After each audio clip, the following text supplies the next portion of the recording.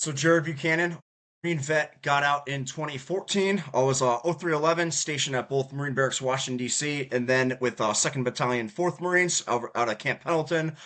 Deployed on the 31st MEU back in 2013. And during my time, when I was in 2013, a little bit earlier that year, I lost my father to suicide. So that's kind of where kind of the journey of healing, the journey of post-traumatic growth, the journey of finding meaning from the suffering.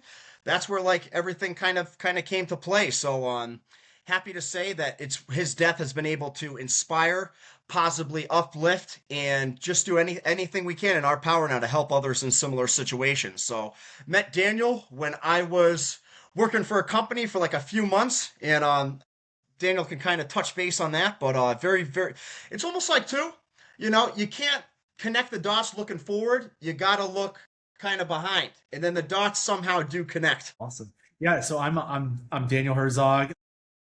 I directed the film Beautifully Broken.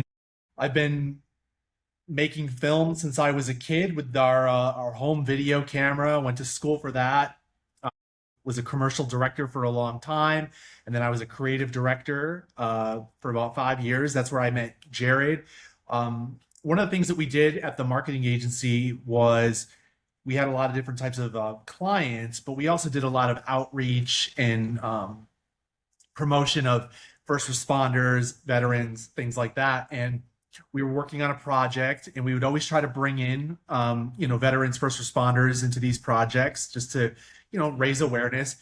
One day we're working on a project. Jared was there was a bunch of Marine veterans there. Jared was one of them. I knew the other guys, but I didn't know Jared. Introduced myself. We hit it off right away. And that's when I first learned about what ultra marathons were, which I knew what marathons were, but I think ultra marathons now has probably become a little bit more mainstream. Yeah, over the years, Jared and I, we became friends, and he would always hound me to make a documentary about him, which finally in 2022, we began that journey. Absolutely. Yeah. So like I said, it was around 2022. I was working on a documentary project, and I was using a lot of people that I already knew in my life as subject matter experts. And Jared was somebody that I hadn't seen in a while. And he was actually one of the people at the top of my list. I always found Jared has a lot of energy. I always kind of gravitated towards Jared. I always felt uplifted after, hanging out with him, and went over his house. We chatted for a bit. We recorded this interview. And that was the first time that I really understood that Jared, he didn't just run ultra marathons to run ultra marathons. He began, or maybe it still exists, to deal with the trauma of losing his father.